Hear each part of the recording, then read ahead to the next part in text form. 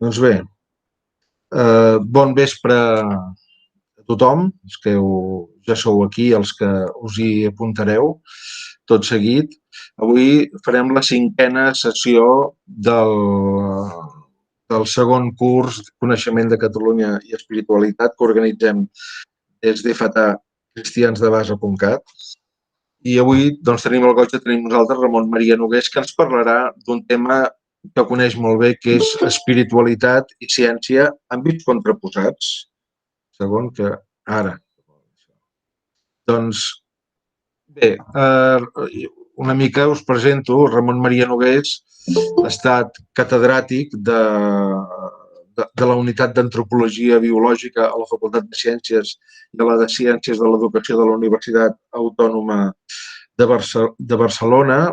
És doctor en Biologia per la Universitat de Barcelona i també ha fet estudis de Pedagogia, Filosofia i Teologia a Navarra i a Salamanca. Bé, ell, Nogués, ens enfocarà avui el tema, en primer lloc, des d'un punt de vista de quina és la naturalesa del sistema mental científic i de l'espiritual, mirant-los des del punt de vista neurològic per intentar precisar-los. Després passarà a analitzar des del punt de vista històric com s'ha generat un cert malentès sobre una pretesa incompatibilitat dels dos sistemes, comentant a la vegada les grans figures històriques, científiques i creients.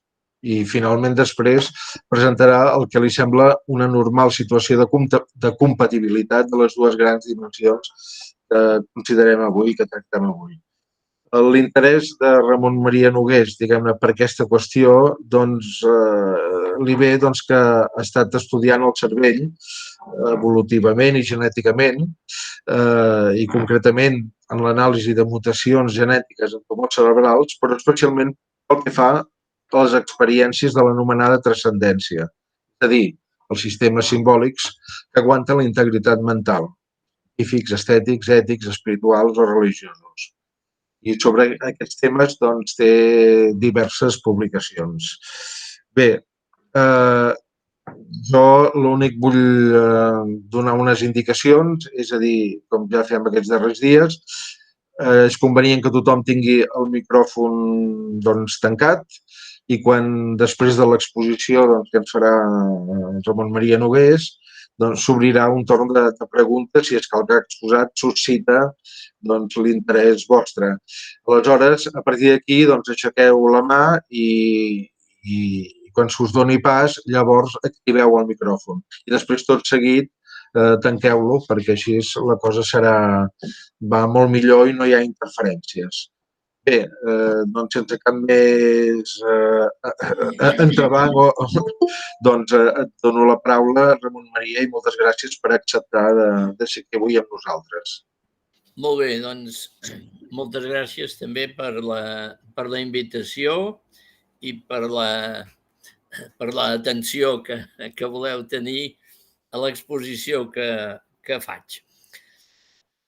Com deia en Joan, doncs la meva presentació d'aquest tema de les relacions entre la ciència experimental, tal com la coneixem a Occident, i les dimensions espirituals i religioses, em ve tant per un interès personal com per un interès, diguem-ne, professional, perquè, com s'ha dit, doncs des de fa anys m'he dedicat a algun estudi relatiu al cervell, especialment en les qüestions de genètica evolutiva del cervell, etc.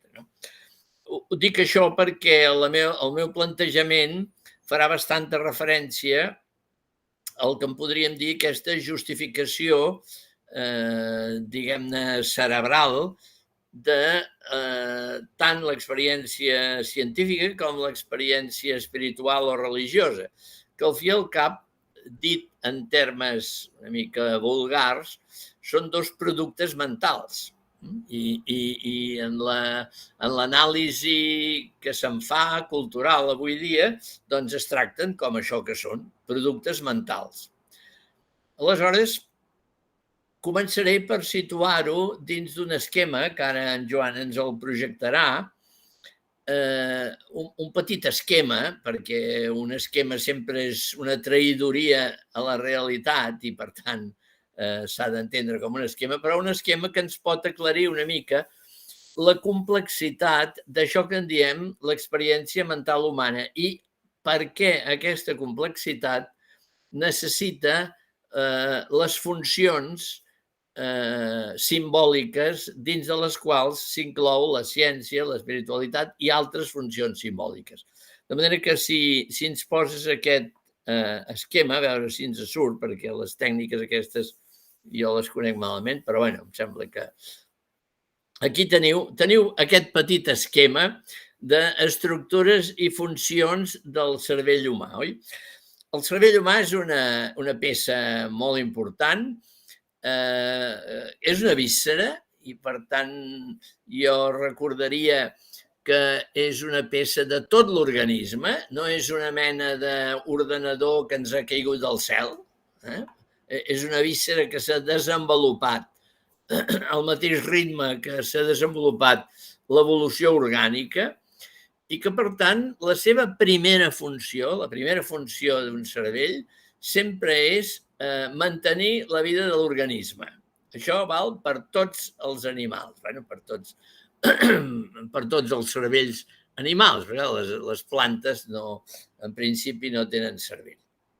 Dic això perquè a mi em sembla que des de la il·lustració, després ja ho comentaré, des de la il·lustració europea, que ha tingut uns avantatges culturals indubtables i molt importants, però ha tingut també les seves limitacions, com tots els fenòmens culturals. I una de les limitacions importants de la il·lustració europea ha estat el promoure la creença de que en el cervell humà l'únic que té importància és la raó i el que més són vestigis animals als quals no cal fer-hi gaire atenció. I això és un error fonamental des del punt de vista de l'antropologia biològica, diguéssim, no?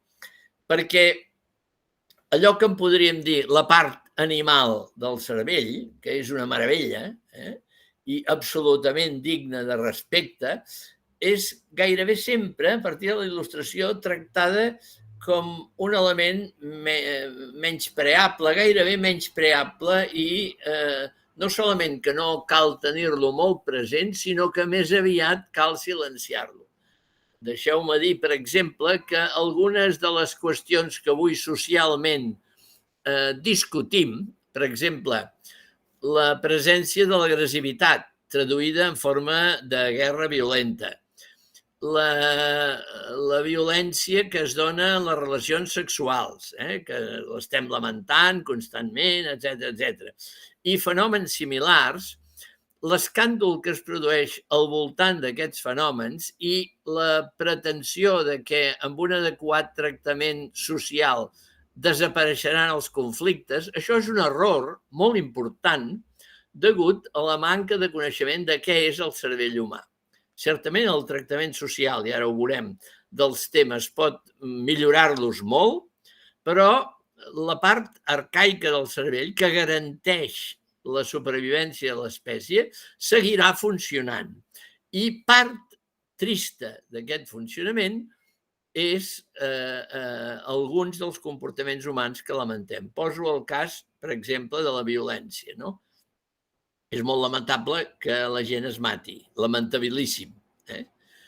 I fins i tot alguns grans pensadors europeus, estic pensant en Rousseau en aquest moment, van dir que els mals de la societat venien de la societat, perquè l'home en principi era bo. Això avui sabem que és un error total.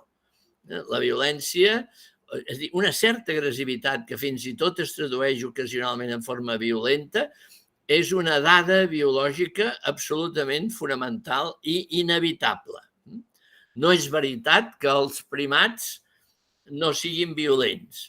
El primat menys violent que hi ha, que és el ximpanzé bonobo, doncs la mateixa Dian Foss i aquestes especialistes que el van estudiar a l'Àfrica van descobrir amb molta tristesa que eren tan violents quan s'hi posaven, són tan violents quan s'hi posaven, que està seguida, fa uns anys, una guerra entre dues unitats de ximpancers bonobos en vida natural, en la naturalesa, que van establir una guerra que va durar 3 anys. Es va estar seguint amb molt de compte aquesta guerra entre aquests dos clans de ximpancers bonobos, i un dels clans no va deixar ni un individu de l'altre clan. Això és una sorpresa per tots els que pensen que els bonobos són pacífics. Són pacífics quan estan en pau. I quan se'ls gira la neurona, doncs fan ximpleries, com els humans. Dic això perquè entenguem que el que ara vaig explicar del cervell doncs té moltes arrels que no són un pur raonament, sinó que inclouen totes aquestes experiències bàsiques que tenim constantment presents en la vida mental. En aquest esquema, veieu que, dit molt ràpidament, i torno a excusar-me pel que hi pugui haver de simplificació, però penso que és bastant exacte. Veieu que en la part més baixa de l'esquema hi parlo dels automatismes orgànics inconscients. Això és el que més o menys en el cervell humà correspon al tronc cerebral, que en diem, que és la part, diguem, més central i bàsica del cervell.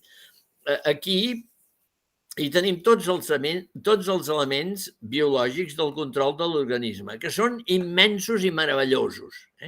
Això de mantenir un organisme amb certa normalitat, és a dir, que ens funcionin totes les funcions que ens mantenen en vida, és una autèntica meravella constant i absoluta. I això de tot se n'ocupa el tronc cerebral. Per això jo aquí poso l'expressió sala de màquines, perquè passa una mica amb aquesta estructura com amb les sales de màquines, per exemple, d'un transatlàntic, no? La gent puja al transatlàntic, fa viatges i tot, però tot allò és possible perquè a baix del transatlàntic hi ha una cosa que se'n diu la sala de màquines, on hi ha tots els generadors d'energia, els reguladors de velocitat, etc., que és el que fan possible que la vida que es produeix a dalt funcioni. Doncs això passa amb el cervell humà. El que passa és que aquesta estructura és inconscient. Afortunadament, el control de tot l'organisme no requereix consciència, perquè si no pararíem bojos. Els milers de paràmetres que cal controlar perquè un organisme humà funcioni bé és tan tremenda que si ho haguéssim de fer no donaríem abast, ens moriríem. Bé. A sobre hi teniu un altre, el segon quadre pintat de color carabassa fosc, que hi diu programacions conductuals de supervivència. Això és molt important, perquè en l'hipotàlam, que és una zona també més o menys central del cervell, juntament amb la hipòfisi, aquí hi ha una sèrie de nuclis els quals tenen un paper molt important en el manteniment i la correcció del que serien les pulsions imprescindibles perquè l'individu pugui viure. Aquí en cito algunes, per exemple, l'alimentació, la sexualitat, l'agressivitat defensiva, perquè penseu que en el món dels animals qui no se sap defensar és depredat. I és clar, si ets depredat s'ha acabat el bròquil, permeteu-me l'expressió. Vull dir que la reacció de defensa agressiva és imprescindible per sobreviure i, per tant, tothom té a dins una tendència a defensar-se quan és atacat i això forma part de la garantia de la vida. Les territorialitats i les jerarquies, a vegades diem que la jerarquia aquí i allà i ens pensem que la jerarquia és un invent humà i això no és veritat. La jerarquia en el món animal està molt ben establerta. Avui tenim coneixements molt importants sobre això. I de l'existència de la jerarquia depèn la supervivència del grup. Els grups animals que perden la jerarquia entren en el caos i es descompensen i al final desapareixen. Aquestes conductes bàsiques de supervivència tenyeixen tota la vida mental. No puc dir jo prescindiré de la meva alimentació i delegaré la gana amb una altra persona. No es pot delegar la gana. La gana l'experimentaré sempre jo i l'haig de satisfer jo. No puc dir, la sexualitat és una cosa que porta bastant embolic, com és evident, i tensions i emocions, etc. Potser em podria prescindir i dedicar-me doncs, a coses més elevades. No ho puc fer, això, perquè estic programat per fer-ho i per procurar fer-ho bé, etc. Això passa. Per tant, aquest tenyit de les pulsions bàsiques en tota la vida mental és molt important, com, en fi, igual la territorialitat. Penseu, per exemple, que l'últim país d'Europa en acceptar les teories de Darwin sobre l'evolució va ser França. I va ser França simplement perquè Darwin era anglès. No hi havia cap més raó. De manera que imagineu la ciència com depèn de coses tan curioses com aquestes. Pues això us ho dic com a petit excursos del que estic comentant. Bé, per damunt d'això, veieu que a l'esquerra del dibuix, de l'esquema, hi teniu les emocions o sentiments, etc., que bàsicament es refereixen a unes estructures que en diem sistema límbic, etc. Això és un enriquiment mental que es produeix amb el món sobretot en el món dels mamífers. És la capacitat de viure a fons les pulsions vitals.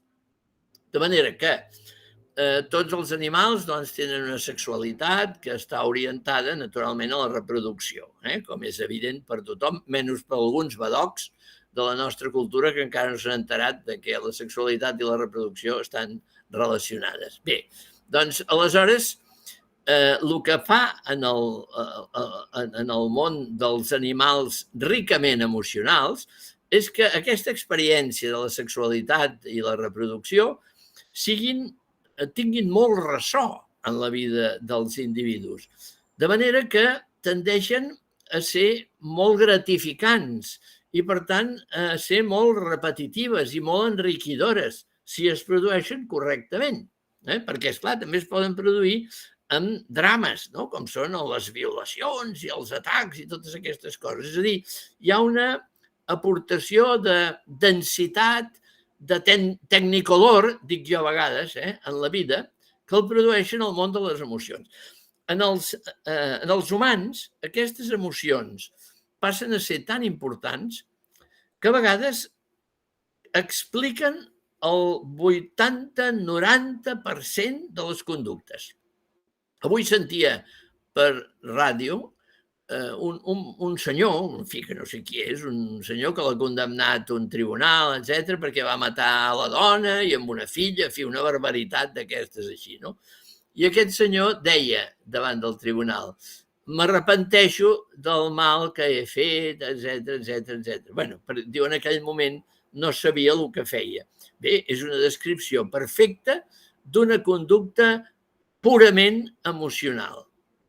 Aquí tots els raonaments van caure de dalt a baix. Això és un extrem. Però sense arribar a aquests extrems, en molts casos la conducta humana s'explica més per les emocions que per cap altre factor.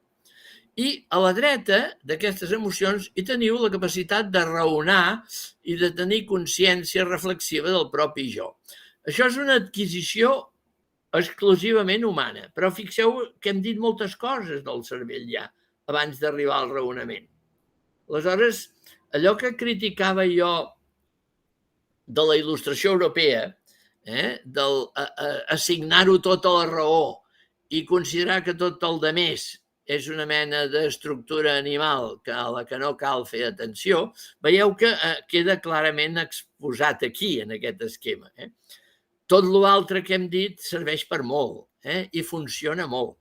Ara, la raó és una experiència molt singular, molt original, perquè és l'única espècie que la tenim almenys d'una forma espectacular, i que modifica o modula, diguem-ho, modula d'una manera molt important tots els altres factors dels que he parlat. Fins aquí veieu que tenim una sèrie de components molt complexos de la conducta i fins i tot, en molts casos, relativament oposats. I això ho dic a propòsit del raonament en relació a les pulsions. Perquè, per exemple, jo puc sentir pulsions de tipus territorial, de tipus sexual, de tipus jeràrquic, em pot agradar manar per damunt de tot, etc. I això està en contra d'un plantejament raonable. Per exemple, la sexualitat hauria d'estar al servei de l'amor, el manar hauria d'estar al servei del servir, de l'interès col·lectiu, etc. Aquí la raó comença a establir el que en diem contradiccions. Què vol dir això? Vol dir que el cervell humà es constitueix en una estructura contradictòria, per definició i per estructura. Com que hem adquirit tanta possibilitat, ens hem tornat molt complicats. Jo sempre dic que és més fàcil arreglar un carro que un avió a reacció. Per què? Perquè el carro és senzill i l'avió a reacció és molt complicat. Doncs bé, el cervell humà és una bioreacció, per dir-ho amb la comparació, i per tant és molt complicat. Què passa aleshores? Que l'equilibri d'aquest món tan complicat s'estableix per això que teniu a dalt de tot, que és el cervell social i els sistemes simbòlics que construïm culturalment. Cada cultura, i dins de cada cultura, cada persona assumeix uns sistemes simbòlics que li permeten equilibrar la contradicció possible del seu món mental. I li ordenen, diguem, el que seria el balanç global del seu funcionament cerebral. Aquests mons simbòlics són variables, es van modificant culturalment, van millorant, en general, jo crec que l'evolució humana ha anat millorant els mons simbòlics, però segueixen sent mons simbòlics diversos, opinables i en certs moments contradictoris. Aquests mons simbòlics són molts, però jo aquí en cito uns quants. Per exemple, la ciència és un món simbòlic per ordenar el coneixement del món. Les filosofies són mons simbòlics. Les estètiques, hi ha molts autors, per exemple, els músics, els poetes, etc., que intenten fer visions del món que es produeixen des d'una perspectiva de tipus estètic, que moltes vegades no és veritat, perquè, esclar, les estètiques funcionen amb comparacions, no amb descripcions, però que troben en la realitat una bellesa que la descripció no trobaria. Jo sempre dic, per exemple, que el poeta a la seva estimada li diu: tens dents de perla i llavis de corall, per exemple, oi? Bueno, això no sé, és una mica ridícul, si voleu, però bueno, era la poesia clàssica que el poeta li deia a la seva estimada. Això és molt bonic, o pot ser molt bonic. Ara imagineu que li dic amb una descripció científica i li dic: tens dents de dentina i llavis d'actina i miocina, que és la descripció científica és aquesta, perquè els llavis són d'actina i miocina, que són les dues proteïnes que constitueixen la carn del llavi. Esclar, la meva estimada em dirà que soc tonto, no? Si descric la seva bellesa en termes científics. Per què? Perquè la bellesa no es pot descriure en termes científics. La bellesa s'ha de descriure en termes estètics. El mateix passa amb l'ètica. L'ètica és la proposta d'un món on funcionin les coses d'una manera diferent a com funcionen ara, perquè no ens agrada com funcionen. I les espiritualitats i les religions, doncs, són també mons simbòlics. Aleshores, aquí tenim dos dels mons simbòlics que ens ocupen avui. Un són les ciències, les altres, les espiritualitats i les religions. Potser us sorprengui que digui que les ciències són mons simbòlics, però, bueno, si voleu us cito, vaja, no, si voleu, i si no voleu també, perquè com que estic parlant jo us cito, unes opinions molt autoritzades dels millors científics del segle XX. Per exemple, Niels Bohr, que és un dels jafassos, diguem-ho així, de la mecànica quàntica, diu: tot allò que anomenem real està fet de coses que no poden considerar-se reals. Això és d'un dels que van crear la física quàntica. O bé Einstein deia, l'any 1920, En la mesura en què les lleis de les matemàtiques es refereixen a la realitat, no són certes. I en la mesura en què són certes, no es refereixen a la realitat. Einstein. No. O bé Heisenberg, l'autor del principi d'indeterminació, que diu totes les qualitats de l'àtom de la física moderna són derivades. No tenen en absolut cap propietat immediata i directa. Això és de Herbert Heisenberg. I Hawking, el físic britànic aquest que va morir fa poc, un dels millors físics del segle XX, diu: no demano que una teoria correspongui a la realitat, perquè no sé què és la realitat. La realitat no és una qualitat que es pugui comprovar mitjançant el paper de tornassol. Bé, us dic això per justificar que hagi dit que la ciència és un món simbòlic. Doncs és un món simbòlic. La ciència no és la realitat, és el que nosaltres diem sobre la realitat. Ara bé, sí que és veritat que hi ha un aspecte de la ciència, que és la seva filla, que és la tècnica, que aquesta sí que funciona d'una manera evident i pràctica, etc. És a dir, quan els físics envien un coet a la Lluna, evidentment el coet arriba a la Lluna. Això és molt clar, això no crea cap dificultat i això no és un sistema simbòlic, és un sistema tècnic. Però la ciència, quan es fa les últimes preguntes, és un sistema simbòlic. Les espiritualitats i les religions també són sistemes simbòlics. El que passa és que les ciències parlen de com és el món i les espiritualitats parlen de quin sentit té que nosaltres estiguem en el món. Són dues coses diferents, però perfectament compatibles. Passem a un segon punt. I, si vols, pots treure la imatge aquesta com vulgueu. Doncs acabo de dir que ciències i espiritualitats o religions són compatibles. D'on ve que hi hagi hagut els conflictes que indubtablement hi ha hagut, perquè n'hi ha hagut i han estat potents. No? A veure, aquest conflicte ve de molt antic. I jo diria que en la cultura occidental ve d'Aristòtil. Aristòtil ja deia que les ciències experimentals, el que en l'època eren enteses com a ciències experimentals, eren serventes de la filosofia primera. Què volia dir la filosofia primera?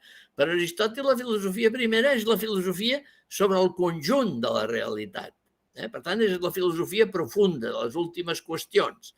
I aleshores ell distingia les ciències més experimentals, sobre les quals sabeu que ell va escriure moltíssim, tenim coses molt interessants sobre biologia d'Aristòtil, però ell deia que aquestes ciències experimentals eren serventes de la filosofia primera. Per tant, veieu que aquí ja comença a intentar establir-se una relació entre ciències i filosofia primera, perquè per Aristòtil la filosofia primera inclou la reflexió sobre Déu. A vegades, quan parlem d'aquests filòsofs grecs, oblidem que eren profundament religiosos. Ara la gent parla d'Aristòtil i de Plató, etc., com si aquests filòsofs no fossin religiosos. Eren molt religiosos, el que passa que no eren cristians, esclar, però eren molt religiosos i en els seus textos parlen de Déu arreu, perquè eren gent molt religiosa. I aquesta relació entre el pensament raonable, diguem, més experimental, etc., i el pensament religiós, després passa al món europeu, ja tenyit de cristianisme, amb una frase que en llatí es va arribar a fer cèlebre, que era que la filosofia era ancilla theologiae, o sigui, que la filosofia era serventa de la teologia. Aquesta frase en realitat tradueix la d'Aristòtil.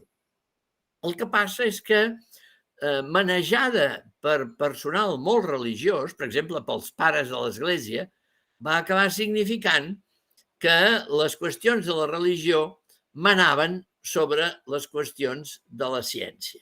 I aquí comença un conflicte, sobretot quan aquest conflicte es complica en el moment en què la religió esdevé poderosa des del punt de vista social i polític. En aquest moment, a partir d'aquest moment, la teologia vol manar sobre el pensament, però no perquè pensi més o pensi millor, sinó perquè mana. I aquí es genera un conflicte que realment s'ha extès molt per la cultura europea. D'aquest conflicte, Kant, per exemple, en l'obra El conflicte de les facultats, se'n fa ressò i d'una manera una mica sarcàstica, quan parla de si la filosofia ha de ser criada de la teologia, diu, a veure, la criada pot fer dos papers, o bé aguantar la cua del vestit de la senyora, o bé anar amb una llum al davant, obrint-li camí. Està molt bé el comentari de Kant. I ell diu, deixem que la filosofia sigui serventa de la teologia, però perquè li anirà al davant obrint el camí. Esclar, si li obre el camí amb la llum, vol dir que en realitat és la teologia que esdevé serventa de la filosofia. Veieu que aquest conflicte, jo ara històricament no m'hi extenc perquè tampoc és el meu camp, però aquest conflicte s'extén fins i tot en l'actualitat a l'encíclica de Joan Pau II, Fides et Ratio, que sabeu que va crear molta polèmica, perquè va enfocar aquest tema del conflicte, el conflicte entre la fe i la raó. Aleshores, aquest conflicte ha tingut unes conseqüències i les conseqüències reals per la cultura popular han estat que la ciència era fiable i de la teologia no calia parlar-ne. Diguem, aquest ha sigut una mica el balanç que s'ha produït en la nostra cultura. I això és un error molt seriós, perquè tant la ciència com el pensament espiritual o religiós tenen els seus camps i s'han de saber moure en els seus camps. Al final parlaré d'això, però abans, en un punt que ara li dedico un moment, vull recordar que la ciència europea occidental moderna neix en un context religiós. Per tant, no és veritat que la ciència nasqués contra la religió. I us situo alguns personatges, no? Començo per Nicolàs de Cusa, un personatge molt conegut, del començament del Renaixement, que és un científic de primer ordre per l'època. Nicolàs de Cusa era cardenal. Spallanzani, un dels biòlegs més importants de tota la història italiana, era capellà. Mendel, un dels pares de la genètica moderna, era monjo. El podeu anar a veure al Museu de Mendel a Brno, la ciutat de Brno. El seu monestir és avui el museu on encara s'ensenyen les combinacions de la genètica moderna que ell va descobrir. Malebranche era capellà. Mariot, el de la llei de Boyle-Mariot, el cèlebre que estudiàvem al batxillerat, Mariot era capellà. Gassendi, l'astrònom i matemàtica, etc., era capellà. Berkeley, el de les lleis de Berkeley, era bisbe. Eren cristians, o luterans, o anglicans, o catòlics, etc., però cristians. I Copèrnic, el que introdueix la nova visió de l'astronomia moderna, enfront de l'astronomia ptolemaica, Copèrnic era canonge. Vull dir, tots aquests no solament eren creients, sinó que eren eclesiàstics. Però, a més, eren creients, personatges que us sonaran molt com a científics, no? Galileu, un dels pares de l'astronomia moderna. Newton, si agafeu els seus llibres, Newton era un místic, es passava de místic. En els seus llibres això és molt curiós. Kepler, Descartes i Pascal, dos grans matemàtics i filòsofs, a més, tots dos eren profundament creients. Wallace, científic que juntament amb Darwin descobreix la biologia evolutiva moderna, i que ha estat injustament ignorat perquè té els mateixos mèrits que Darwin. Al final es van separar intel·lectualment justament per motius filosòfics, però des d'un punt de vista biològic Wallace té el mateix mèrit que Darwin. Linnaeus, el gran biòleg suec, que organitza tota la terminologia moderna de la biologia, Pasteur, Kelvin, el dels graus Kelvin, Ampère, Maxwell, els de l'electricitat, Faraday, tots aquests eren creients molt clars, antics. La ciència moderna europea la produeixen gent creient i en molts casos eclesiàstics.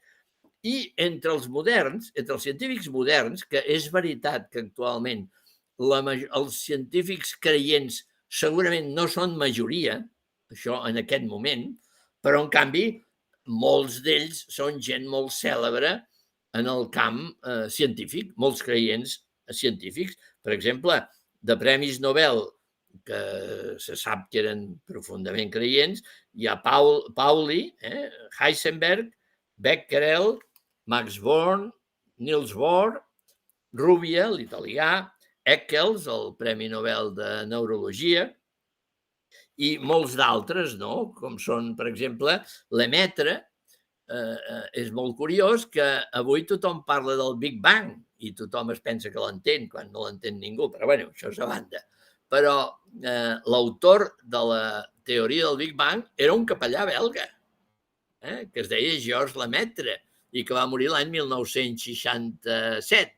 Jo me'n recordo d'aquest capellà veient-lo saludar a Pius XII en les pel·lícules, els nodos, diguem-ne així, de l'època.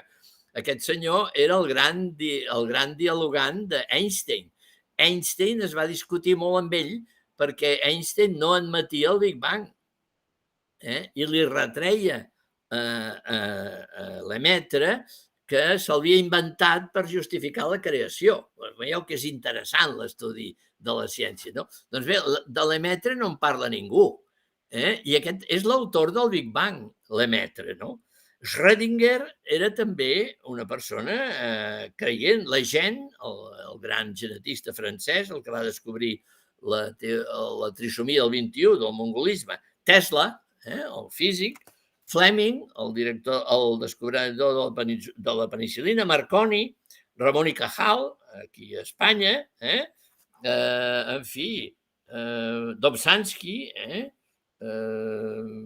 i entre nosaltres, en fi, Jaume Almera, canonge de la Catedral de Barcelona, que és el fundador de la geologia espanyola. I Jaume Almera, a l'Institut Geològic d'Espanya, del Consejo Superior de Investigaciones Científiques, es diu Jaume Almera en memòria d'aquest canonge de la Catedral de Barcelona. Justament el rector actual de la parròquia de Sant Ildefons és nebot-net del canonge Jaume Almera, d'aquest gran geòleg de la geologia del nostre país. L'han fet clergues, barcelonins, a més, mossèn Bataller, mossèn Villaboada, etc., alguns dels quals, vosaltres, perquè sou joves, la majoria no els heu conegut, però jo sí, jo els he conegut i els he tingut de mestres.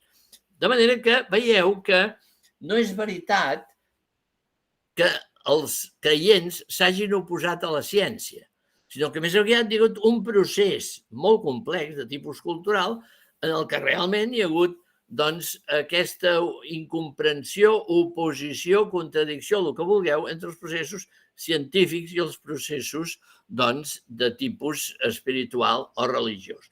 Però són dues experiències mentals perfectament compatibles dins dels seus plantejaments. Aleshores, en l'últim punt, el que volia dir és 4 paraules sobre el que em sembla que hauria de ser un nou model cultural, perquè aquests dos sistemes simbòlics, al costat de tots els altres que he dit, que per descomptat són interessantíssims i jo no hi entro, esclar, perquè no és el meu camp, però en aquests dos nous models culturals es poguessin desenvolupar perfectament dins de la nostra cultura, no? A veure, quines condicions em semblarien importants? Primer, tenir present que la realitat és molt complexa. Cada vegada ens resulta més complexa, per tothom. No hi ha ningú que tingui clar com és la realitat. Ni físics, ni matemàtics, ni teòlegs, ni ningú. Perquè veieu un model, acaba de sortir un llibre del deixeble primer, el més estimat, de Hawking, del físic britànic que va morir fa poc, un llibre sobre la realitat, vista des del punt de vista físic. I us llegeixo la realitat tal com la defineix aquest que es diu Theodor Hertog, és un astrofísic. Diu que l'univers, tot l'univers, per tant, tota la realitat, és una membrana tetradimensional en un espai de 5 dimensions i una petita part d'una molt àmplia i profunda realitat. Aquesta és la definició que dona de la realitat. Si heu entès alguna cosa, us felicito, perquè el llenguatge dels físics ha arribat un moment que no l'entén ningú, excepte, naturalment, els físics. Dic això perquè la gent es pensa que sí que entén la ciència, es pensa que sí que entén el que és la matèria, etc. I entenem el que entenem. Segon punt, el nostre cervell és limitat i, per tant, és lògic que no entenguem les coses totes i, per tant, que entenguem parcialitats. Els autors de la mecànica quàntica deien que no era estrany que la mecànica quàntica l'entengués molt poca gent, si és que l'entenia algú. I és que la mecànica quàntica no és necessària per sobreviure. I el nostre cervell està programat per sobreviure, no per entendre-ho tot. Per tant, el cervell nostre és darwinianament limitat, està preparat per entendre el que es pugui entendre. Aleshores, la ciència es preocupa pel com són les coses. I en aquest àmbit i en el de la tècnica té una autoritat absoluta. I l'hem de promoure i respectar tant com puguem, evidentment.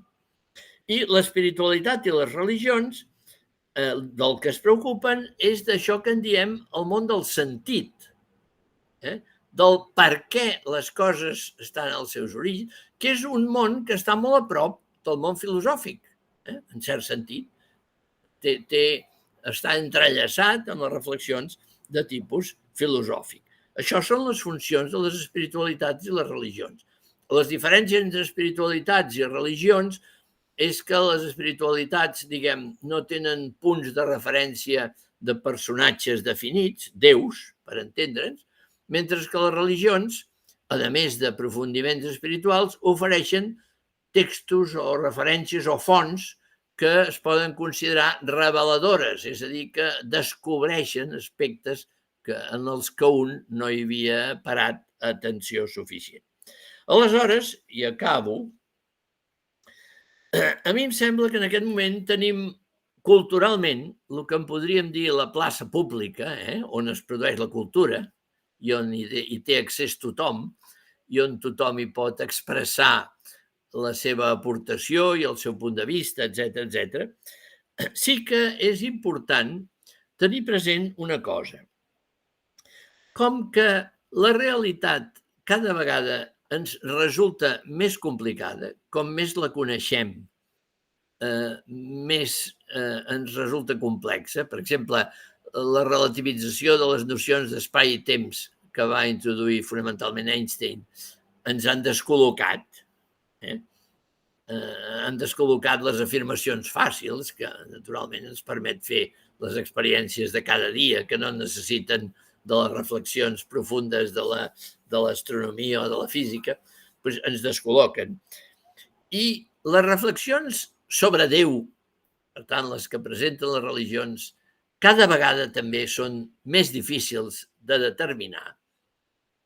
Nosaltres estàvem acostumats, la gent de les àrees religioses estava acostumada a fer descripcions fàcils d'això que en diem les altres dimensions, l'altra vida, etc.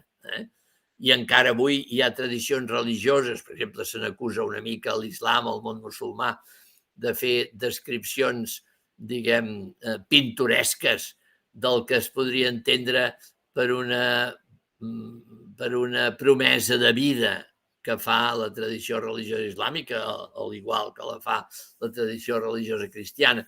Però tot això que abans definíem d'una manera una mica alegrement simplista, cada vegada resulta més complicat. Vull dir amb això que tant la ciència i les seves qüestions com les espiritualitats i les religions i les seves qüestions convergim en el que jo en diria un agnosticisme de qualitat.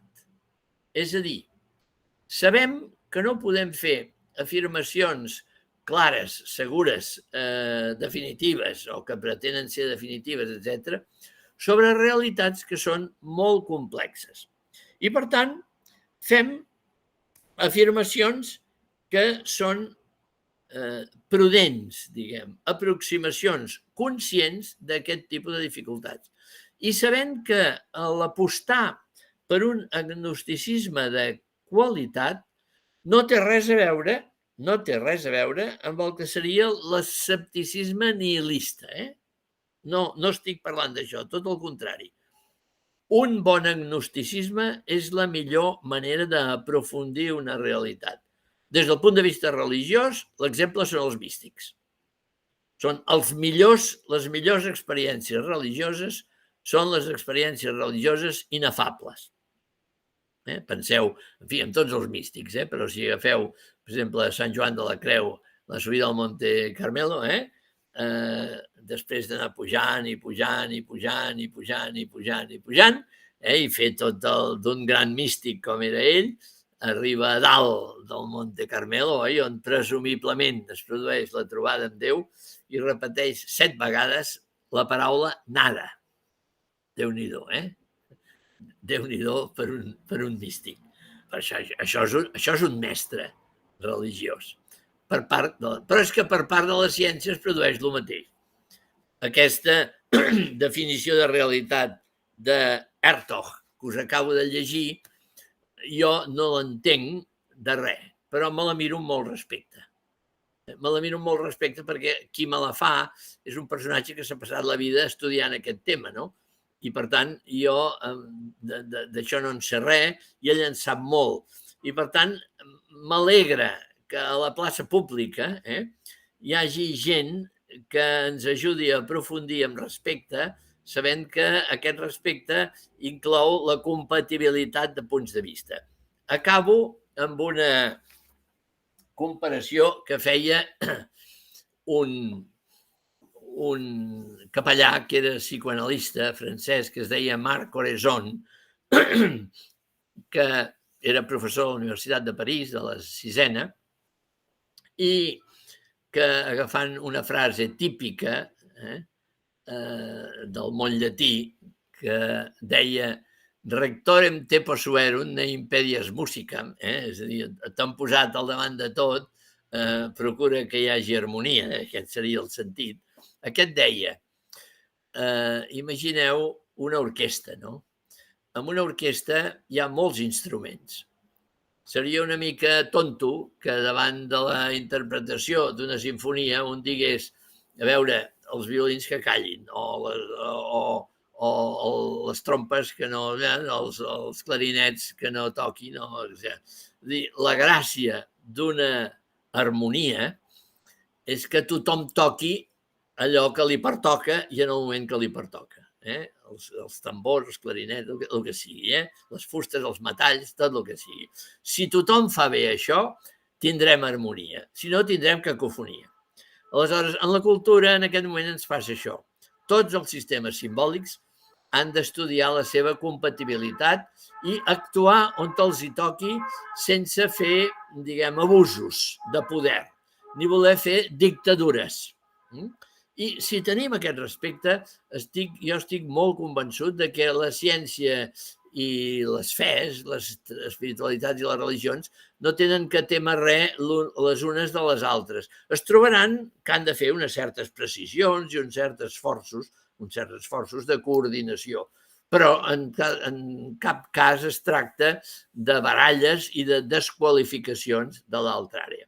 Aquest seria la meva aportació i, doncs, en fi, quedeu en possessió de la paraula si la voleu utilitzar i gràcies per la vostra atenció. Moltes gràcies, Ramon Maria, per aquesta xerrada doncs, que ens deixa aquí immersos en la complexitat de tot. Ja no sabem què toquem i què no toquem, però jo crec que ha estat interessantíssim això d'interpel·lar-nos amb tot aquest seguit d'autors i de consideracions. No ho sé, ara si hi ha algú que volgués intervenir i dir la seva en tots aquests aspectes, doncs serà benvingut. Vull dir que... Bé.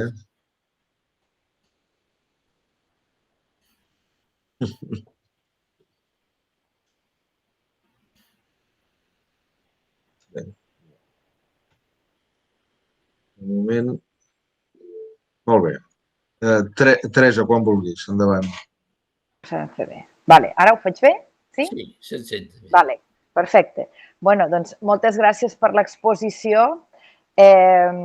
Vaja, ha arreglat el món en 5 minuts, vostè, perquè ho veig claríssim.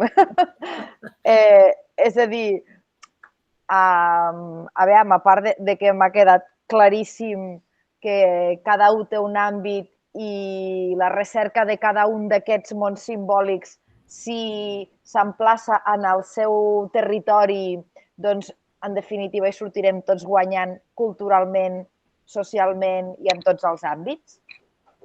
Doncs com que tot aquest tema em ve una mica gran, jo ho portaria una mica més al nivell personal, d'acord?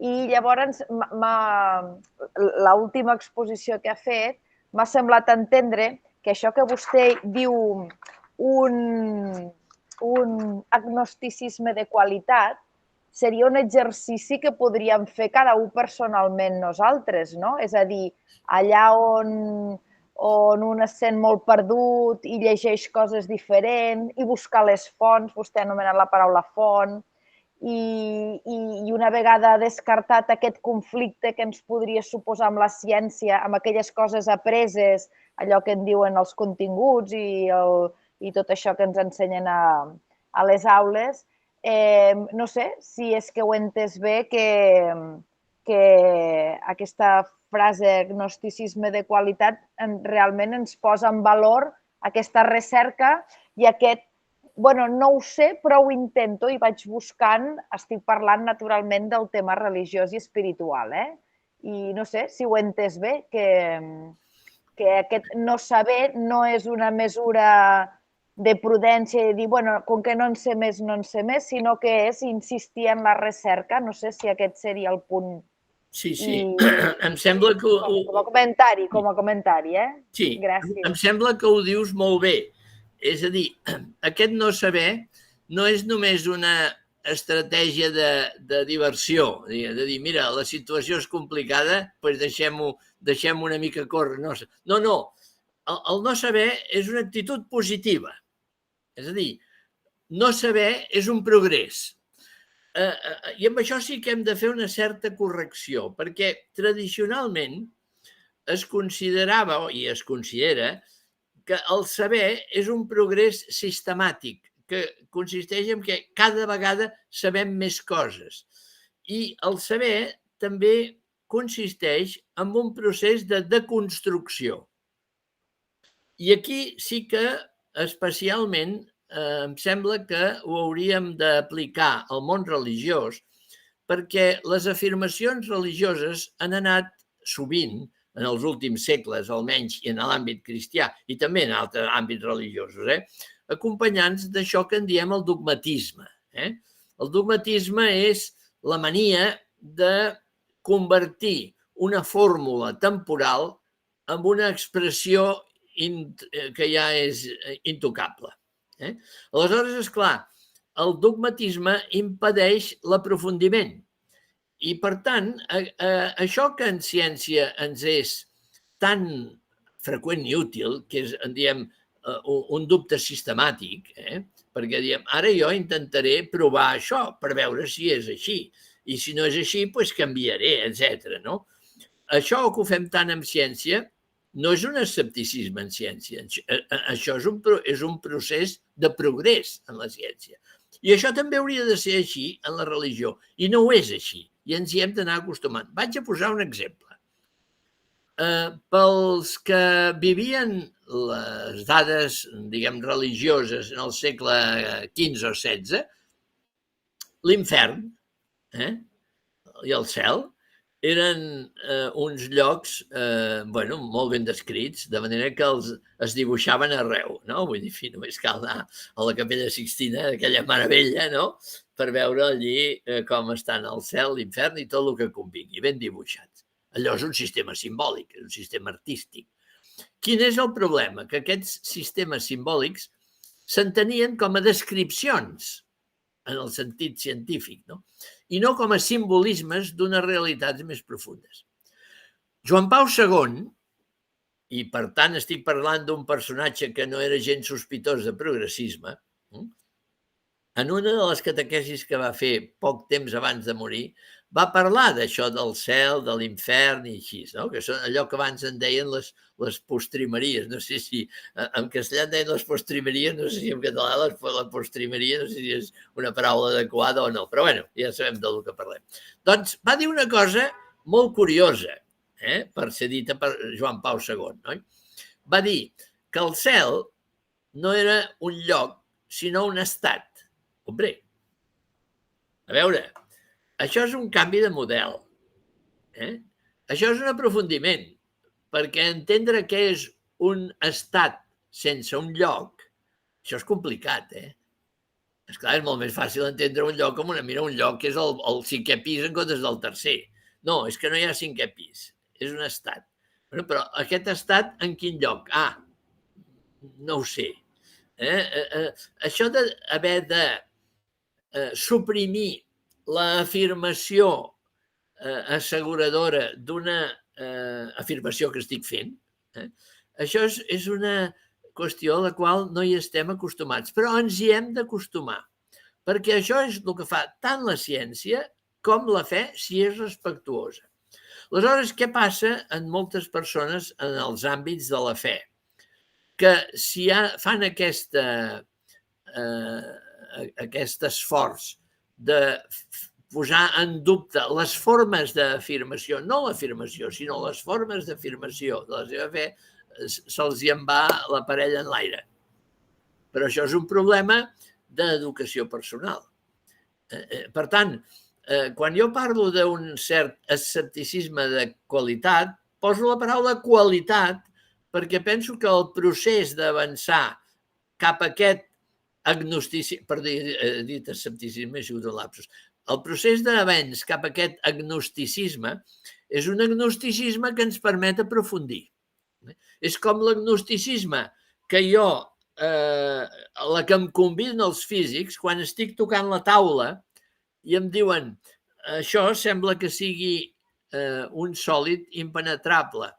Pràcticament, segons la teoria atòmica, això que em sembla impenetrable és un buit. Això és el que em diu la física. Per tant, la física a mi m'està convidant a fer un agnosticisme de qualitat, perquè passo d'allò que és obvi a allò que no és gens obvi, però que és més veritat que allò que em semblava obvi. Aquest pas que ens acostuma... Jo penso que en aquest sentit la ciència és bona educadora del que hauríem de saber fer amb la fe.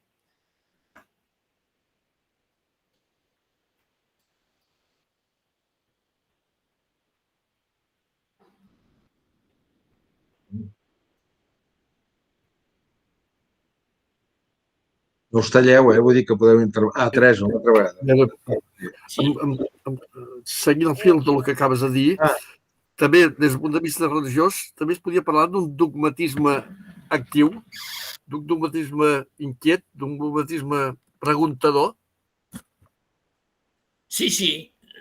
No es podria. Em sembla que s'hauria de parlar. A mi em sembla que això que en diem el dogmatisme és un vici de la teologia, no és una virtut. I inclús l'ús cultural que hem acabat fent de la paraula ve a designar les postures d'inamobilitat mental. Ja, per tant, això ja és la degradació de l'expressió del dogmatisme. No? Comencem per recordar que en la tradició cristiana, almenys, penso que en totes les tradicions religioses, però en la tradició cristiana és clar, això que en diem la fe no és adhesió a continguts mentals, sinó adhesió conjunta a un personatge, de la qual se'n dedueixen, evidentment, continguts mentals. Però la paraula mateixa, dogmes de fe, la paraula original de la fe en la tradició grega és pistis, que vol dir confiança. I, per tant, no és una adhesió teòrica a unes veritats, sinó una adhesió a una persona que diu unes determinades coses, la persona i les coses, etc. I aquesta adhesió és el que defineix l'actitud del creient. I, esclar, això és antidogmàtic. Antidogmàtic, vull dir, no té res a veure amb això que hem entès com a dogmatisme, no? I, esclar, a l'haver viciat l'expressió dogmàtica està creant avui problemes perquè hi ha expressions dogmàtiques que, com totes, fan referència al moment cultural en què es van formular i que avui són del tot inacceptables. Per exemple, hi ha una afirmació que no és un dogma, però és quasi dogmàtica, perquè està feta pel Concili de Florència al segle XV o XVI, que és aquella expressió que en llatí està dita extra ecclesiam nulla salus. És a dir, fora de l'església no hi ha salvació. Bé, això en aquella gent els hi va semblar, suposo que els hi va semblar correcte, perquè si no, no ho haguessin dit, i els hi va semblar que era una veritat incommovible. L'evolució cultural, que és molt complexa i té molts elements, aquí ara no hi entro, però l'evolució cultural ha fet que aquesta frase avui no tingui sentit.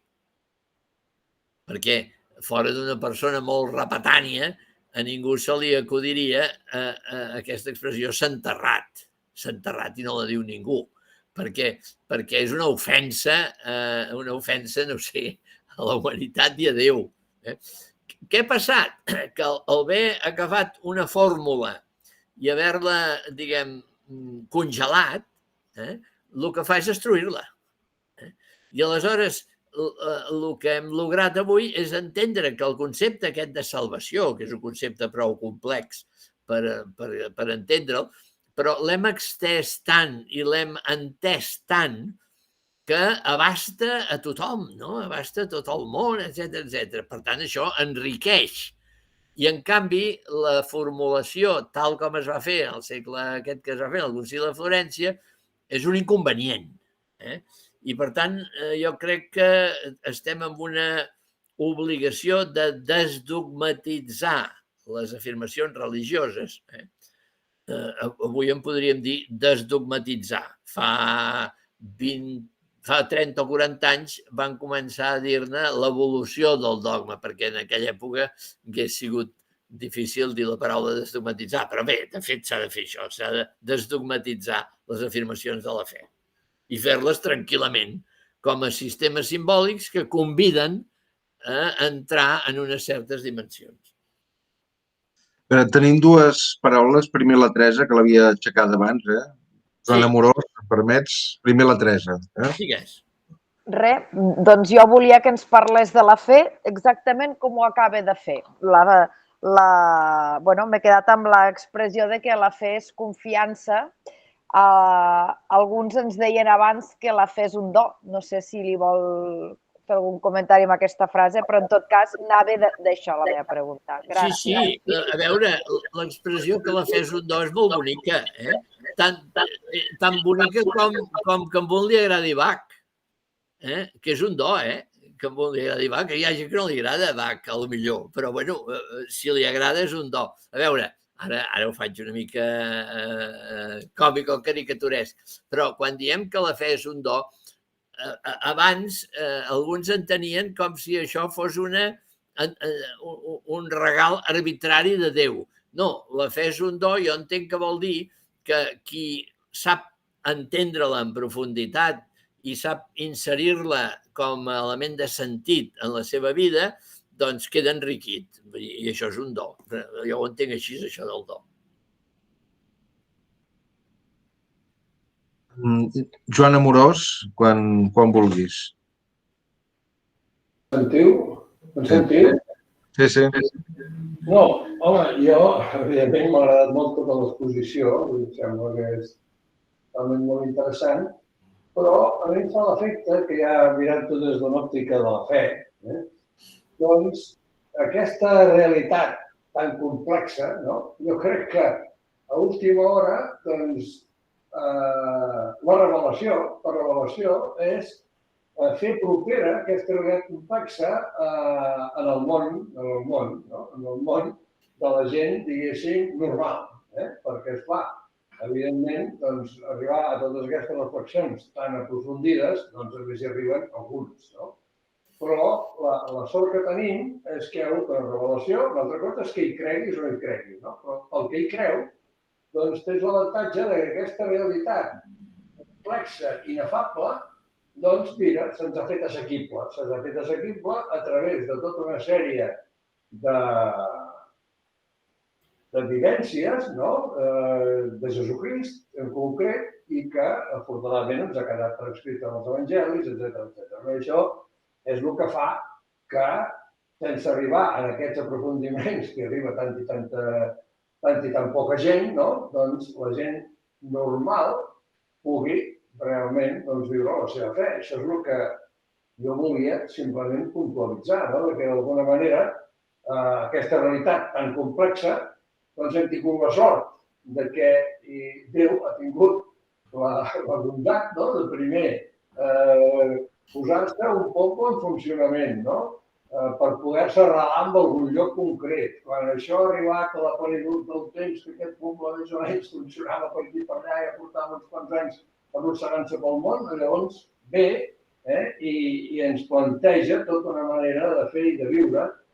I jo crec que és una manera, al no entendre, jo ho veig així, estic completament d'acord amb tot el que heu exposat, però em fa l'efecte que hem tingut, si voleu, els cristians, la sort que Déu se'ns ha fet present i aquesta realitat tan complexa l'ha fet més assequible en el gènere humà. Això és el que volia plantejar. No sé si ho veieu així o no, no ho sé. Jo ho veig així, no ho sé. Sí, a veure, sí, jo penso que està molt ben vist. A veure, abans ha sortit, ara fa un moment, no? Ha sortit l'expressió confiança, i ha sortit en 2 o 3 ocasions, oi? Jo penso que aquesta paraula és clau. Els especialistes en el món mental, els psiquiatres, els psicòlegs, etc., no? Ens diuen que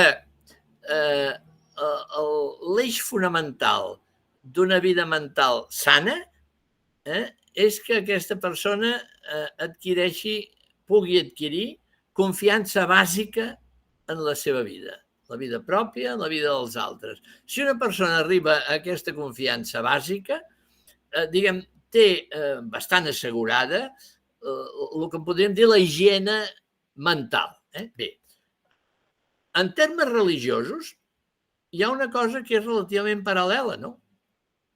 Que és el cristià, en la figura de Jesús de Natzaret, hi veu un motiu fonamental per viure confiadament, amb matisos que ens els dona la mateixa figura de Jesús, no? Per exemple,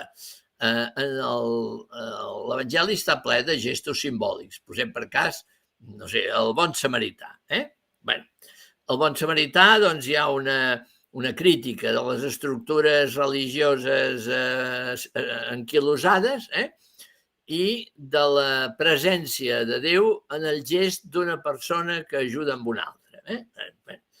Nosaltres aquí què hi veiem? Bueno, aquí hi ha una revelació, no? Que Déu es troba en els gestos concrets d'ajuda als problemes concrets de les altres persones. Això és una notícia en la que jo puc confiar. I aquesta notícia està a l'abast de gent molt senzilla. Vull dir amb això que aquesta confiança de la que hem parlat i que jo potser en algun moment he formulat en termes una mica abstractes o solemnes, en fi, per atès els que ens trobem reunits, però que aquesta confiança pot existir d'una manera molt viva en persones molt senzilles. O sigui que l'experiència de la fe tant es pot produir en personatges místics com Sant Joan de la Creu, o en personatges aparentment gens místics, però que en el fons tenen una gran profunditat religiosa, que són persones senzilles que, malgrat el que els hi succeeix en la vida, confien que a través, en el cas concret del cristianisme, que en la figura de Jesús poden trobar un consol i un acolliment a la seva experiència vital. Això és accessible sense cap necessitat de ser ni llicenciat en res, ni tenir estudis específics, ni etc., sinó confiant en la persona de Jesús i en la revelació, perquè això és revelador, en la revelació que acompanya aquesta figura. Per tant, voldria, apartar qualsevol pinzellada que signifiqués elitisme en l'expressió de la fe. L'expressió de la fe està a l'abast de qualsevol persona, per senzilla que sigui, i també per qualsevol persona, per sofisticat que sigui el seu coneixement. Això no ens condiciona d'una manera especial la intel·ligència, sinó aquesta capacitat de confiar. I el de revelació, a mi m'agrada molt una definició que fa un teòleg gallec que es diu Torres Queiruga, que escriu molt en gallec, té molta afició a escriure en gallec perquè és la seva llengua, i ell és un teòleg molt racionalista, molt interessant, i té un llibre molt gruixut sobre la revelació, però en definitiva aquest llibre sobre la revelació diu que llegint, la revelació vol dir que llegint l'Evangeli, per exemple, ell ho diu, en castellà diu, caigo en la cuenta de que, és a dir, la revelació és que acabo adonant-me de què les coses són, és a dir, jo acabo adonant-me de que malgrat que hi ha mal jo puc confiar, que malgrat que no sé què jo entenc això, que Déu no està en la solemnitat sinó que està en el gest, etc. Aquelles coses que es puguin deduir. M'adono de què? Aquesta seria la comprensió del que és la revelació, no d'una espècie de paraula que bufa així de Déu, en el sentit mecànic, sinó d'una espècie d'experiència interior que jo adquireixo llegint els textos que la religió posa al meu abast. Molt bé. Montserrat Figuera, si vols activar el micròfon.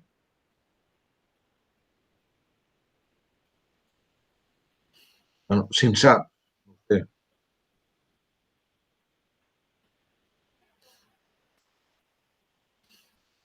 No. Bé.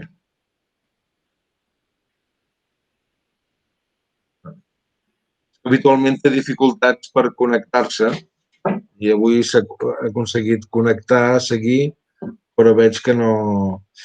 Has de pitjar dels botonets que tens a la part inferior de la pantalla, Montserrat, has de pitjar el que tens a mà esquerra. És que Ara se sent, sí. Ara em sentiu? Sí. Vale, doncs, jo, a veure, el meu pensament és ara, si Jesús és fill de Déu, és normal que creiem que és la religió autèntica, perquè ja amb la figura de Jesús ens ho diu tot. Aquesta és el pensament que ara tinc, o que he tingut a vegades també. És la religió ja que és la que diu la veritat perquè és fill de Déu. Val, a veure, el primer que diria és que això pot ser veritat, tal com ho formula, pot ser veritat, entenent-ho bé. I què vull dir entenent-ho bé? Primer, l'expressió fill de Déu és una expressió que és simbòlica, perquè, esclar, Déu no té fills. A veure, aquí ja comencem a treballar el tema del simbolisme. La paraula fill és una paraula que nosaltres utilitzem d'una realitat que és la que veiem por ahí, no? Que és que nosaltres tenim fills, la gent té fills, etc. I aleshores diem que Jesús és fill de Déu. Per tant, aquí hi ha una interpretació simbòlica de qui és la figura de Jesús. En l'Escriptura se'ns recorda, en altres llocs de l'Evangeli, que tots som fills de Déu. I, per tant, Jesús és fill de Déu d'una manera eminent. El presenta com a fill de Déu d'una manera eminent. Però la Bíblia parla de que tots som fills de Déu. Bé, primera cosa que dic, doncs, és que l'expressió fill de Déu és una invitació a aprofundir en la figura de Jesús, però no és una mena de certificat per dir, vostè ja ha acabat la carrera, estigui tranquil·la i ja es podrà presentar oposicions, diguéssim. És a dir, el cristià sempre està convidat. I aquest tipus de frases són molt interessants perquè són invitacions constants a anar a aprofundir. Això és una primera consideració que em suggereix l'afirmació correcta, escripturística, de que Jesús és fill de Déu. Però després hi ha una segona consideració que també em sembla que és important de fer, no? I és que aquesta afirmació, en una cultura plural, com és la nostra, s'ha de fer en context. Des que es va formular l'expressió Jesús és fill de Déu, per tant, això té aproximadament uns 2.000 anys, més o menys, oi? Fins ara, la consciència humana ha evolucionat molt. I una de les evolucions que ha fet la consciència humana és que no hi ha grups elegits en contra de grups abandonats, per entendre'ns, de part de Déu. Això s'ho creien els jueus en certs moments, no? És a dir, la noció de poble elegit és una noció molt perillosa, que té certa profunditat, però és perillosa. Perquè si per poble elegit es pot dir el poble que està convidat a la festa, em sembla correcte, però si per poble elegit s'entengués, primer, que ja no cal preocupar-se de més coses perquè ja sóc elegit i que els altres se'n poden anar a fer punyetes, amb perdó de l'expressió, això seria una mala lectura de la veritat que posseeixo. Per tant, jo penso que la convicció de que estic en la veritat és una convicció que cal modular bé, perquè jo diria que això implica la meva convicció de que no estic en l'error, d'una banda, i per tant estic en un bon camí de veritat, però això no vol dir que els altres, els que no són com jo, els que no comparteixen els meus punts de vista, no tinguin res de la veritat. Aleshores, avui l'evolució que hem fet d'aquesta expressió és que en la tradició cristiana els cristians hi trobem la veritat de Déu.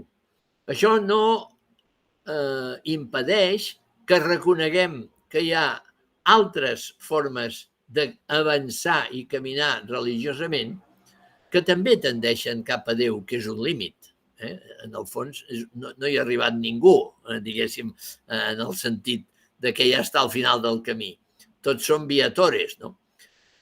I en la teologia de l'edat mitjana hi havia una frase que utilitzaven molts teòlegs i que va bé amb això que en deia jo un agnosticisme de qualitat, deien en llatí, i ho tradueixo ràpidament per si algú no sapigués llatí, que diu, si intel·ligis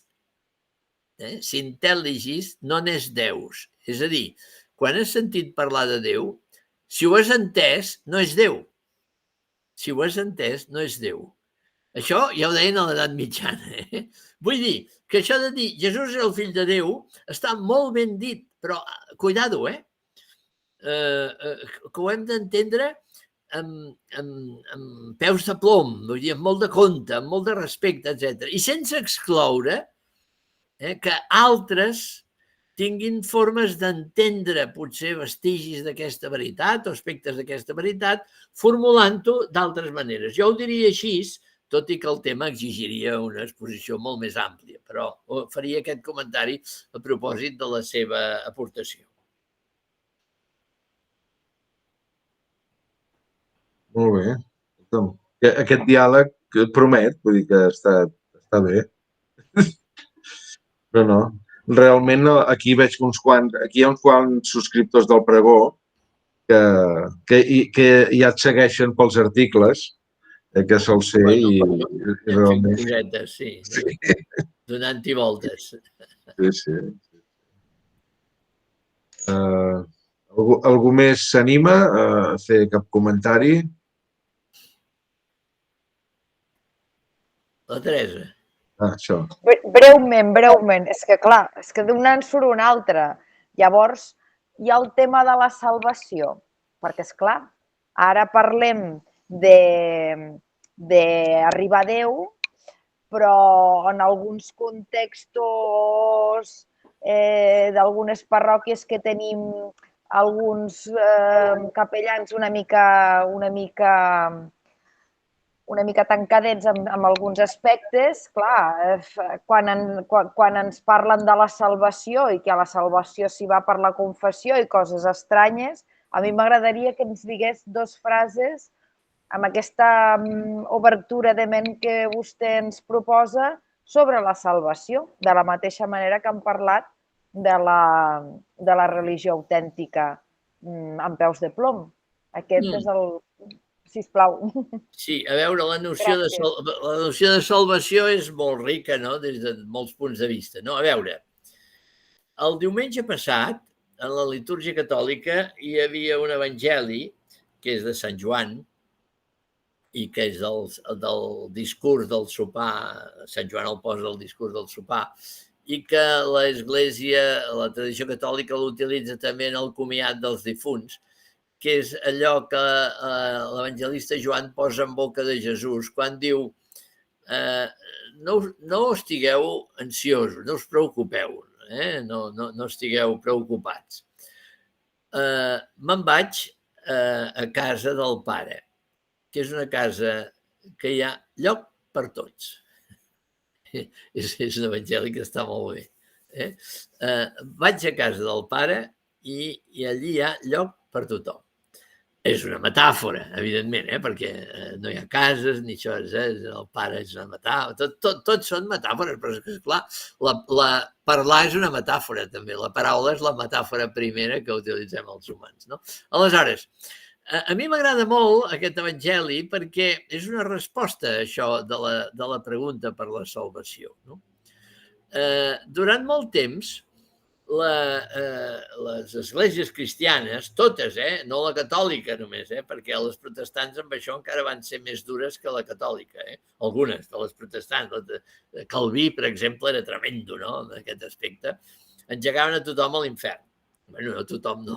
A molta gent, no? A molta gent.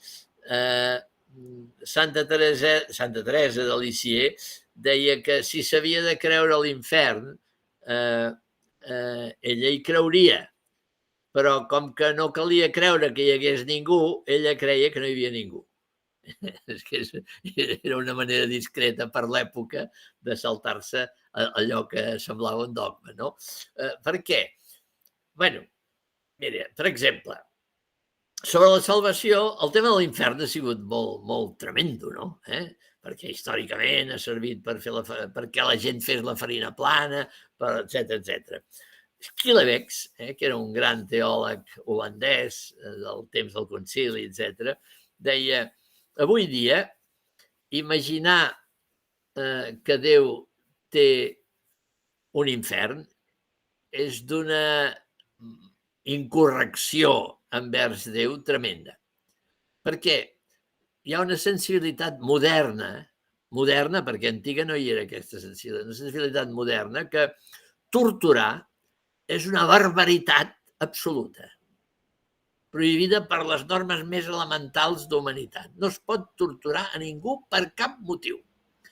Aleshores, l'últim que queda torturant seria Déu, tenint una cambra de tortura al seu servei. I Schillebeeckx, que era un dels més grans teòlegs del Vaticà II, deia, per tant, aquest infern no existeix.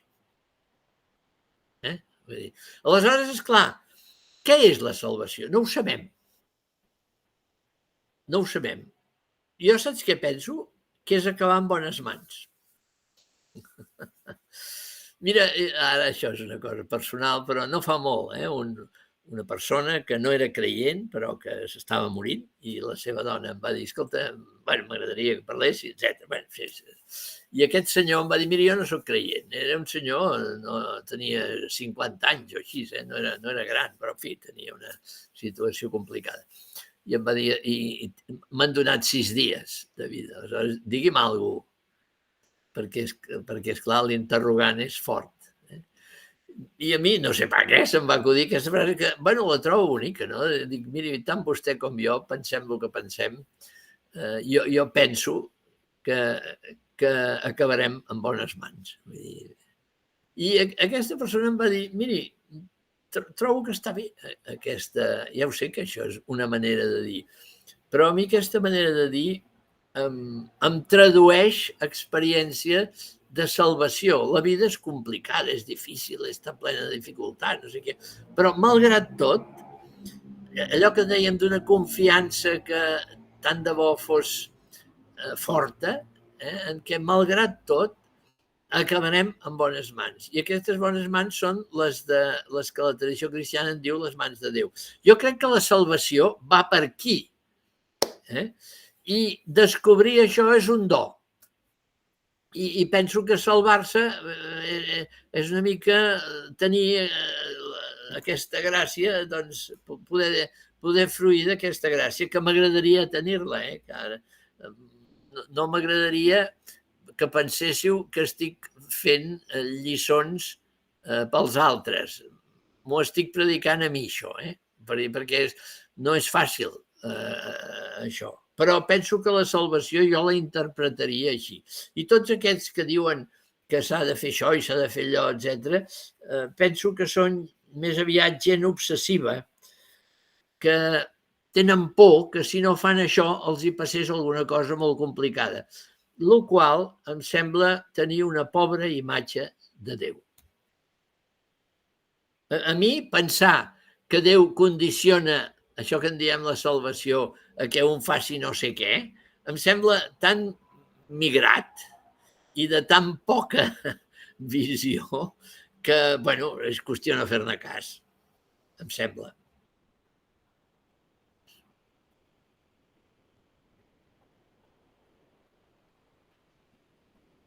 Hi ha ningú més que vulgui intervenir?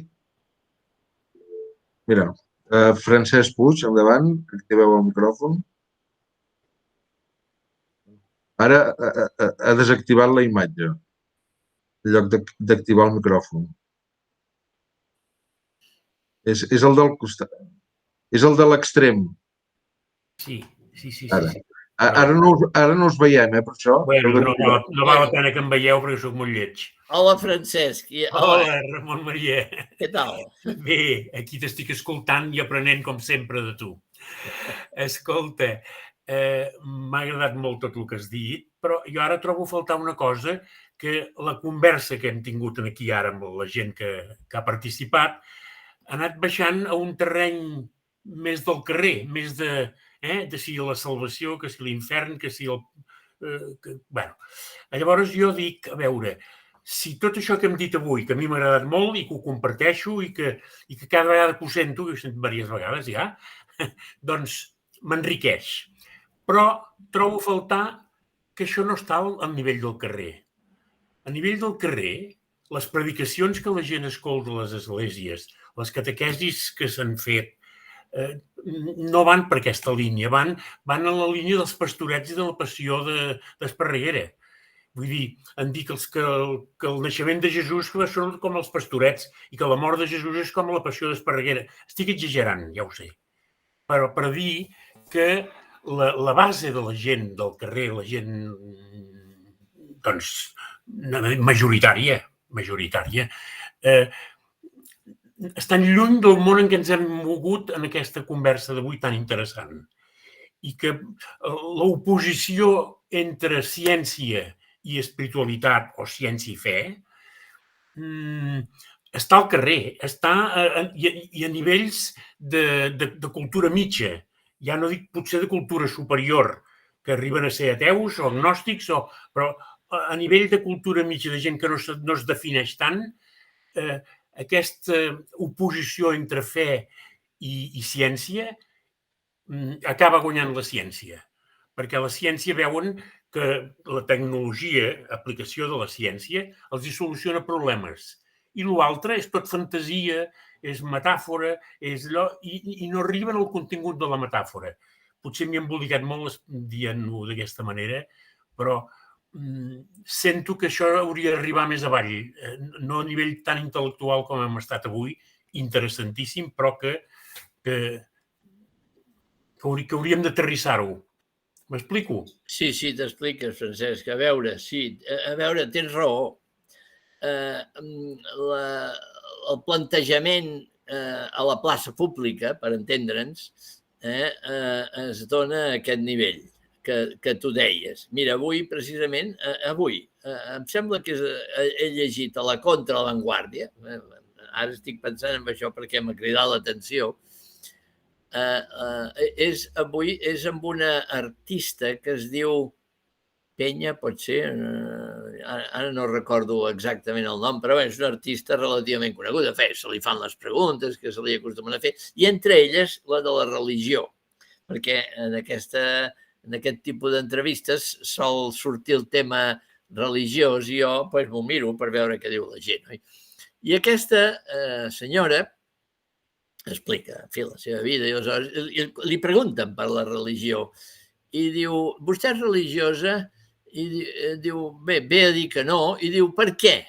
I aleshores diu, perquè li vaig demanar, li vaig pidolar a Déu que el meu pare no morís i el meu pare es va morir i he deixat de creure. Bueno, aquest és el debat real que es produeix al carrer per un seguit de males interpretacions i dels llenguatges creuats i de totes aquestes coses. El resultat és aquest tipus de... Perquè, esclar, aquest Déu de la qual parla aquesta artista no existeix. És a dir, no hi ha un Déu que quan la meva persona que jo estimo està malalta li dic que me la curi i no me la cura. Aquest Déu, això no és Déu, és una altra cosa, que és una figura que s'ha inventat la gent o la cultura o el que sigui. Però, esclar, això costa molt de precisar. Tant més quan que les autoritats religioses donen peu a que s'entengui així. Ara, amb bona intenció, però ara que estem a la sequera i van començar a sortir processons, algunes processons, perquè plogués, esclar, quan tothom sap per què plou o per què deixa de ploure de manera immediata, perquè hi ha unes... Això ens ho expliquen cada dia 3 vegades a les televisions. No té gaire sentit que es faci una processó perquè plogui. Perquè, esclar, quan es fa la processó perquè plogui, a vegades a la universitat ens n'enreiem, i la gent m'ho comentava a mi, perquè sabien que jo era capellà i feien broma, i jo feia la mateixa broma, esclar. Dèiem, esclar, això es fa quan ja fa molt temps que no plou, amb la qual va augmentant la probabilitat de que plogui. I quan ja hi ha molta probabilitat de que plogui, es fa la processó i acaba plovent, clar, perquè ja feia molt temps que no plovia i havia de ploure, etc. Estic caricaturitzant, Però, esclar, aquesta caricatura, com dius, és la que corre pel carrer i està afavorida per la mandra intel·lectual del clergat d'enterar-se de què és la cultura moderna. Jo, a veure, he trobat menys dificultats per la meva experiència de fe entre els meus companys científics de la universitat, que sempre m'han respectat molt, i la majoria d'ells no són creients, m'he trobat més còmode allí que en certs ambients eclesiàstics. I ho he de dir amb tristesa. Perquè aquests ambients eclesiàstics, no tots, evidentment, no hi ha, eclesiàstics, no dic eclesials, dic eclesiàstics, la gent del ram de la cera, per entendre'ns. És a dir, hi ha ambients d'aquests que fan repelús. I, en canvi, aquests altres ambients que em deia, jo en els ambients universitaris, científics, gens de pollata, de laboratoris constantment, en el laboratori tothom sap que la genètica la fem igualment els capellans que els no capellans. Però la gent, quan els meus companys de la universitat i les companyes de la meva unitat, etc., quan hi havia un tsunami com el que hi va haver al Japó, tot allò, em deien, el teu jefe què diu? I m'ho deien amb molta gràcia. I em demanaven explicacions teològiques pels desastres humans, com Voltaire quan es va ensorrar a Lisboa, no? I, per tant, jo veia preguntes més fondes que em venien de la no creença que reflexions que em venien del món eclesiàstic. I aquest és un drama, Francesc, que tu ja el coneixes, a més. I aleshores, bueno, què hi farem, tu? Jo ho lamento, perquè el fruit d'aquesta confusió és que, per exemple, en el nostre país, culturalment, en els medis públics, la religió és tractada d'una manera despectiva. Això em sap greu i en part és fruit de la mala presentació que se'n fan en alguns llocs dels temes religiosos, en alguns llocs eclesiàstics, dels temes religiosos. En fi, no comparteixo el teu punt de vista.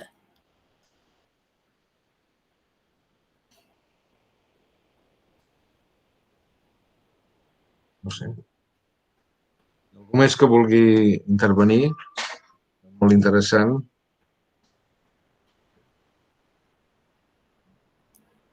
I aquest d'estar en bones mans, això, trobar-se. De fet, també hi ha l'experiència mística, que de vegades pot ser, ara no sé, sentint l'altre dia, sentint un concert de l'Escolania, de Veus Blanques, bueno, pots entrar en un estadi una mica així místic de trobar-te en bones mans. I això també passa. Vull dir que no és una cosa racional. És la metàfora del llenguatge musical, si vols, no? Sí. Que et pot transportar cap aquí, no? A veure, hi ha un autor especialista en mística, que era professor de la Universitat del Seminari de Madrid, que el Rouco el va fer fora, que això és un mèrit, diguéssim, per ell. És molt gran, aquest senyor ara. Però té un llibre molt interessant sobre la relació entre l'experiència religiosa i l'experiència estètica, perquè tenen molts punts en comú. Esclar, la persona... Tenim molts tipus d'experiències. Quines són veritat? Que és el que a vegades ens preguntem. Això és molt divers. És veritat estimar a una altra persona? És veritat la quinta sinfonia escoltada? Direm, bueno, això què vol dir? És, i jo la visc.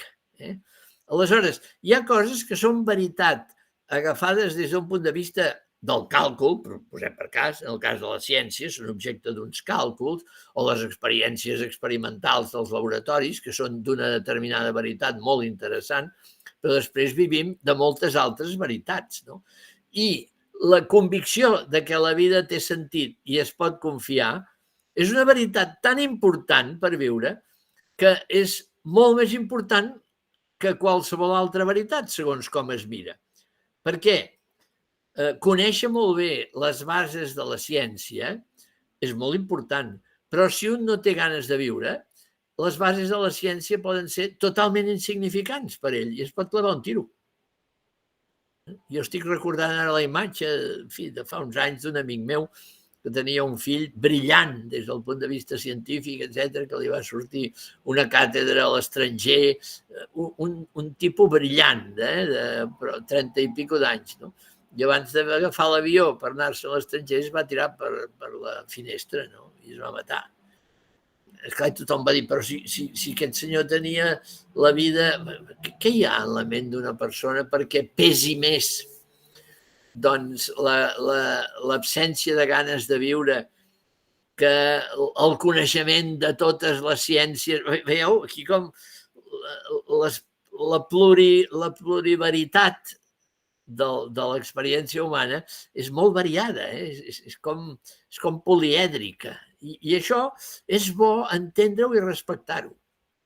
I per això que deies de l'experiència estètica, bueno, doncs jo tinc una companya que hem treballat junts a la universitat fa anys, etc, no? I que alguna vegada em deia, jo a vegades me'n vaig a la catedral de Barcelona i em sembla que és una persona que té unes certes inquietuds amb tot aquest món que estem comentant, però deia, me'n vaig a la catedral de Barcelona, fan algunes vegades concerts d'orgue o el mateix organista fa el que sigui, se sent l'orgue, esclar. Aleshores deia, m'assec allí, m'estic mitja hora allí, etc. I em deia, això és resar? Pues segurament que sí, vull dir, jo què sé. Clar, la Teresa aquesta, la fundadora la Teresa de Calcuta, quan li van dir què és resar, deia, pues jo li parlo i ell em parla. No sap ben bé què és, no? Vull dir, són experiències de transcendència, en el millor sentit de la paraula, i d'unificació del món interior en funció d'una experiència de vida que ompli, que doni sentit, no? Això seria la transcendència, en aquest sentit. Molt bé, gràcies. Jaume Monclús, quan vulguis. Hola, se'm sent? Sí. Molt bona tarda. En primer lloc, com ja han dit els meus companys, doncs agrair-li, senyor Ramon, la seva conferència.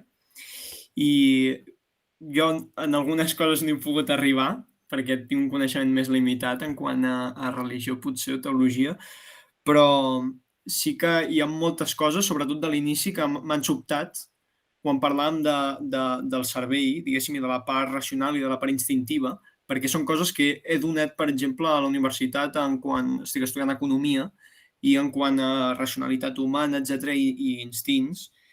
I vam parlar-hi molt, per exemple, de la maladaptació del cervell, no? Quan l'entorn ha canviat més ràpid, ha canviat de manera més de pressa que el nostre cervell ha evolucionat, diguéssim, doncs ens van explicar això, com que el cervell quedava maladaptat d'alguna manera. I jo hi pensava ara mateix amb la reflexió que ha fet el senyor Francesc, no? Si potser la religió o el llenguatge religiós també ha quedat maladaptat d'alguna manera i les ciències potser han pogut acostar-s'hi més a la gent de carrer que no tant la religió. I també amb el que dèiem fa un moment, doncs veiem com molts joves avui en dia s'està destacant molt per les notícies tot el tema aquest de problemes d'ansietat, de problemes psicològics, i com hi ha molta gent que no pot donar un sentit a la seva vida i no busca potser la solució o una mica una explicació en l'àmbit religiós i marxa directament cap a la psicologia o altres àmbits. A veure, ara treus un tema aquí molt interessant, no? A veure, la ciència té una filla, que és la tècnica, que és una meravella. Gràcies a la tècnica, en fi, tenim calefacció, estem fent conferències de totes aquestes coses, no? A veure, tu entres en un hospital i hi ha una persona que té una malaltia, el que sigui, l'estan tractant, i venen metges i mèdics de diagnòstic i d'imatge i de patatim i que patatam i van fent, i van fent, i van fent, i van fent, i van fent. Suposem que arriba que la cosa no té solució, Aleshores, diuen, bueno, això no té solució, cridem el capellà. Això és una mala solució, això. És a dir, a veure, dic això una mica amb caricatura, però la cultura se sent atesa amb solucions viables per la ciència i la tècnica, no per la religió. Això és una dada de la nostra cultura tècnica, perquè, esclar, als pobles on no hi ha tècnica, per exemple, jo no gaire temps, però he viscut una mica a l'Àfrica, amb situacions que tenim nosaltres, el que sigui, bueno, que, en fi, a la Brus, que en diuen, oi? La selva, la selva de Senegal del Sud, allí no hi ha tècnica. Si la gent quan agafa la malària es posa al costat de la carretera, que és sense asfaltar, per suposat, i espera si passa algun cotxe que la portin a algun lloc, i si no, ja li passarà. Bé, esclar, allí la tècnica no té aquestes evidències d'eficàcia enfront d'altres pràctiques que sí que tenen unes certes evidències en aquell context. En el nostre context, el que és eficaç és la ciència i la tècnica. I l'altre són assignatures d'adorno, que deien abans, no? Però, ara, en el món clínic, en els hospitals, sobretot als Estats Units, etc., es comença a atendre el que se'n diu la higiene espiritual. Perquè a través de la integració psicosomàtica s'entén que les persones, quan estan malaltes, s'han d'atendre en el cos i en l'esperit, diguéssim, en la ment, fent realitat la visió antiga ja, no? Que és el metge donava l'herba acompanyada de la paraula. I, per tant, s'està recuperant una mica la idea de que la tècnica li hem d'agrair moltíssimes coses a la ciència, etc. Però que hi ha moltes coses, entre elles les ganes de viure, és a dir, el sentit de la vida, que això la ciència no ens ho dona, perquè no és la seva funció. I ara això que estem comentant, per exemple, en la post-Covid, de que en els adolescents ha aparegut un augment de la problemàtica mental i de... A veure, la Covid ha sigut un èxit des del punt de vista mèdic. En 4 dies li hem fet la vacuna, l'hem vençut, no sé què, no sé quantes. El resultat quin és? No és que ara estem molt més contents. Si no treballem el món mental, no estarem més contents, més satisfets. Vull dir que jo penso que estem recuperant una mica aquest prestigi justificat que té la ciència i la tècnica, però que no hauria de ser únic, perquè hauria de ser compensat, no compensat, sinó assistit també per això que en termes tècnics avui en revistes científiques ja se'n diu la higiene espiritual, no? És treballar el món de la ment perquè la ment s'equilibri a favor de la confiança.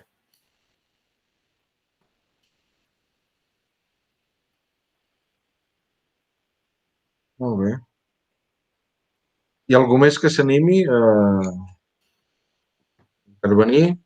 Bé. En tot cas, vull dir, jo crec que ha estat un diàleg ric, hem tocat molts temes i cal agrair-te la claredat de l'exposició i tot, i les reflexions, que vaja, que jo crec que tots ens les endurem i estarem pensant durant tota la setmana i la setmana entrant No, perquè és veritat, és veritat. Vull dir, Moltes no gràcies per podem- la paciència i l'atenció. Sempre és No, no, agradable sí, poder sí. dialogar sobre aquests temes. Sí, sí. Jo simplement vull dir a tothom doncs, que després de la sessió d'avui, doncs, que la 6a sessió serà la setmana entrant, dimecres dia 17 de maig a les 6, en aquest mateix espai, i que tindrem Jordi Faulí, que és l'arquitecte director del Temple Expiatori de la Sagrada Família, que ens parlarà de la Sagrada Família, 2 punts, el simbolisme religiós en l'arquitectura,